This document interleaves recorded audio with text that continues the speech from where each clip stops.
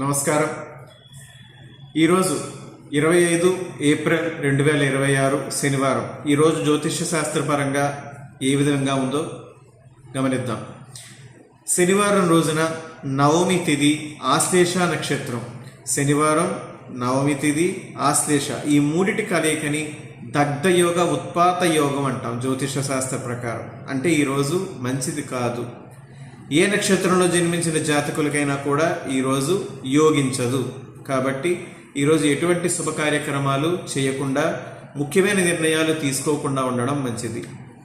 ఈరోజు జన్మించేటటువంటి నవజాత శిశువులు కాలసర్పదోషంలో జన్మించడం జరుగుతుంది. కాలసర్పదోషంలో జన్మించిన శిశువులు అంటే నవగ్రహాలలో రాహుకేతు గ్రహాలని సర్పగ్రహాలు అని అంటాం, ఛాయాగ్రహాలు అని కూడా.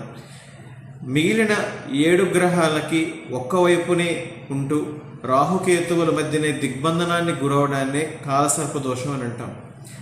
సాధారణంగా జనాల్లో ఒక అపోహ ఉంది, అప్పుడే పుట్టిన పిల్లలకి జాతక పరిశీలన చేయించకూడదు, కొంత 14 ఏళ్ళు దాటాక అలా జాతకాలు చూపించాలి. ఇది అపోహ, తప్పండి. ఇలా ముఖ్యంగా నేను కాలసర్పదోషం ఉన్న రోజు కానీ లేదా వేరే దోషాలు ఉన్న రోజు కానీ నేను చెప్పడానికి కారణం ఏంటంటే, వెంటనే దోష నివారణలు చేయించడం వల్ల వాళ్ళకు ఉండే లేదా వాళ్ళకి ఏర్పడబోయే బాలారిష్ట దోషాలు, ఆయుర్గండాలు తప్పుతాయి. కాబట్టి అప్పుడే పుట్టిన బిడ్డకి జాతకం చూపించి ఏ దోషాలు ఉన్నాయి, ఏ పరిహారాలు ఉన్నాయా, ఏ యోగాలు ఉన్నాయి తెలుసుకోవడం ముఖ్యం. అప్పుడే పుట్టిన బిడ్డలకి జాతకాలు చూపించకూడదు అనే అపోహని తొలగించుకోండి.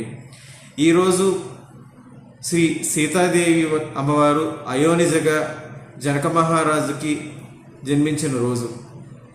మరిన్ని వివరణాత్మకమైనటువంటి రాశి ఫలితాల కోసం లేదా వివిధ జ్యోతిష వివరాల కోసం మా వెబ్సైట్ ourshubhakaryam.com సందర్శించండి.